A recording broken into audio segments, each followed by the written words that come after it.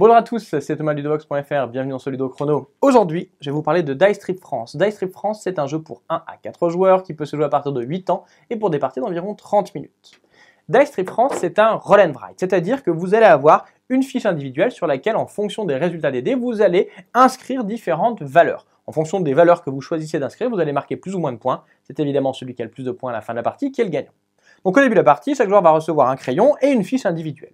On aura ensuite une succession de tours. À chaque tour, un joueur va prendre les dés et il va les lancer. Tous les joueurs vont alors utiliser les chiffres présents sur ces dés pour faire deux nombres. Alors on peut combiner les chiffres exactement comme on le veut. Par exemple, je pourrais faire ici 65 et 52, mais je pourrais aussi faire 56 et 52, ou bien je pourrais même faire 26 et 55. Je fais vraiment la combinaison que je le souhaite. Dans tous les cas, chaque joueur peut faire la combinaison de son choix, peu importe ce que les autres auront choisi. Ici, par exemple, je vais choisir de faire 25 et de faire 56. Je vais alors choisir deux villes dans lesquelles je vais écrire les valeurs en question. Donc, je vais choisir, par exemple, Limoges pour écrire 25 et je vais écrire 56, par exemple, à Grenoble.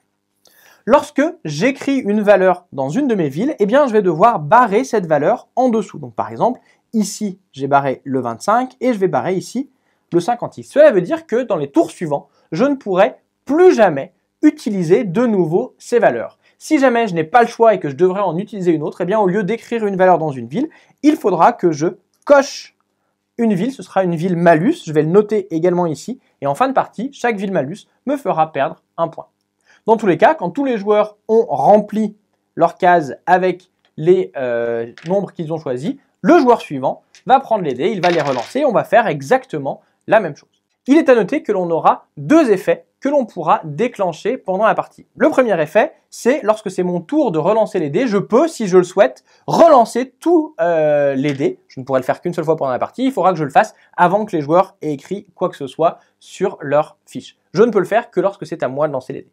Le deuxième pouvoir que je vais pouvoir faire à tout moment consiste à utiliser deux fois un dé dans mes deux combinaisons différentes, c'est-à-dire qu'il y a un dé que je mettrai de côté. Par exemple, si je veux utiliser deux fois ce 6 pour faire par exemple 63 et 36, eh bien je pourrais le faire en utilisant ce pouvoir.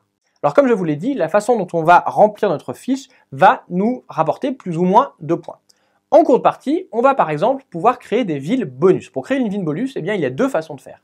La première façon, c'est de remplir la ville avec un nombre composé de deux chiffres identiques. Par exemple, si ici je choisis 33 et que j'écris par exemple 33 à Rennes, eh bien Rennes devient une ville bonus puisque eh bien, les deux chiffres qui composent son nombre sont les mêmes. Dans ce cas-là, je vais cocher une petite case ici pour me rappeler que j'ai fait une ville bonus. À la fin de la partie, j'aurai un point par ville bonus. La deuxième façon, c'est par exemple ici de choisir 63 et d'écrire le 63 à Marseille. Marseille est une ville qui est entourée de orange. J'ai utilisé le dé orange. Je vais alors créer une ville bonus à Marseille qui va également me créer un point supplémentaire. Donc à chaque fois, lorsque je remplis une ville avec une valeur qui a utilisé le dé de la même couleur que la ville, j'aurai un point supplémentaire. Dans tous les cas, on va continuer ainsi les tours jusqu'à ce que chaque joueur ait rempli toute sa carte. Cela va arriver à l'issue du 13e tour et on va alors pouvoir compter les points.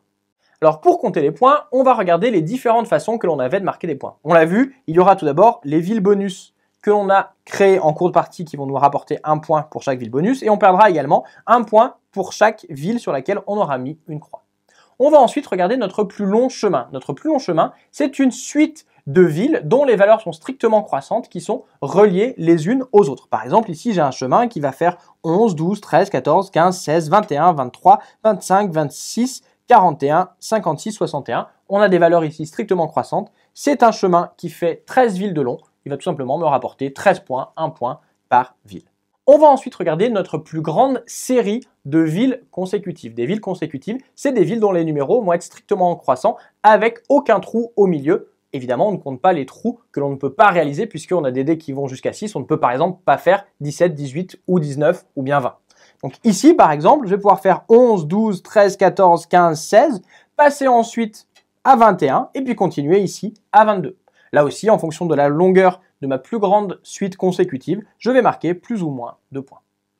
On va ensuite regarder les trois régions qui composent ma carte. Ces trois régions, eh bien, je vais regarder combien d'entre elles n'ont aucune ville barrée. Plus j'en aurai qui n'ont aucune ville barrée, plus je marquerai de points. Ici, je n'en ai qu'une seule, je n'aurai que 4 points. On fait la somme de tous ces points et c'est le joueur qui en a le plus à la fin de la partie qui est le gagnant. Alors il est à noter qu'il existe une variante expert avec une autre façon de compter les points. Cette variante, elle se trouve ici. Au cours de la partie, à chaque fois que je vais écrire un nombre avec une dizaine que je n'ai pas encore utilisé, par exemple un nombre 10, 20, 30, 40, 50, 60, eh bien je vais le cocher ici.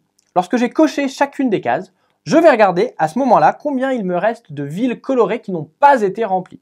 Je marquerai alors un point pour chacune de ces villes colorées. Dice Trip France, c'est donc un jeu dans lequel il va falloir tirer le meilleur parti des dés pour remplir intelligemment notre fiche de façon à marquer un maximum de points. Voilà, vous savez presque tout sur Dice Trip France. Maintenant, à vous de jouer et à bientôt sur Ludox.fr.